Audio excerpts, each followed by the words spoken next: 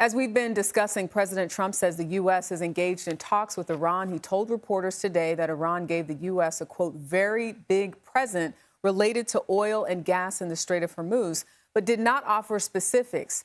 Iran has not confirmed it has given the U.S. anything or that they are holding formal talks with the United States.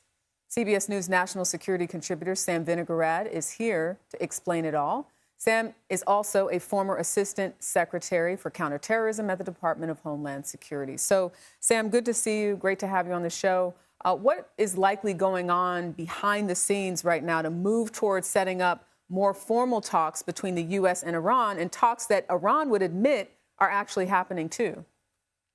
Well, more than likely, the US and Iran are communicating through mediators, a third party, another country that is passing messages through officials on the US side and officials on the Iranian side.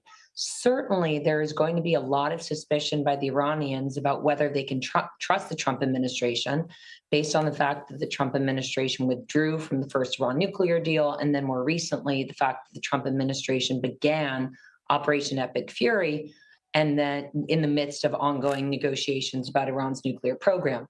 At the same time, certainly the United States is going to want to validate that whomever they're negotiating with on the Iranian side not just has credibility with the United States, but actually has credibility within Iran and can deliver on whatever it is that individual or individuals are saying they can deliver on. So there's going to have to be intelligence assessments about who the Iranian officials are and whether they can, in fact, deliver on any pledges that may or may not be agreed to. So we know there's likely, as you mentioned, mediators doing some of this work behind the scenes. But is it a benefit to the U.S. by sort of reaching out to Iran first? I don't think it's really going to matter who makes the first overture. Certainly, President Trump is going to message this as Iran begging for relief. And the Iranian regime, the remnants of the regime that are still there, are going to need to message this to hardliners within Iran that the United States came asking for a deal.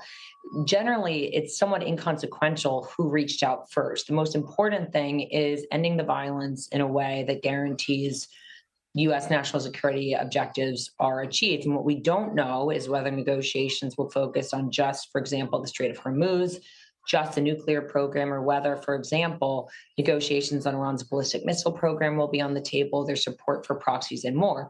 You may recall that President Trump criticized the Iran nuclear deal that was negotiated under Obama for just focusing on Iran's nuclear program and not focusing on Iran's support for terrorism, their ballistic missiles, or other destabilizing behavior.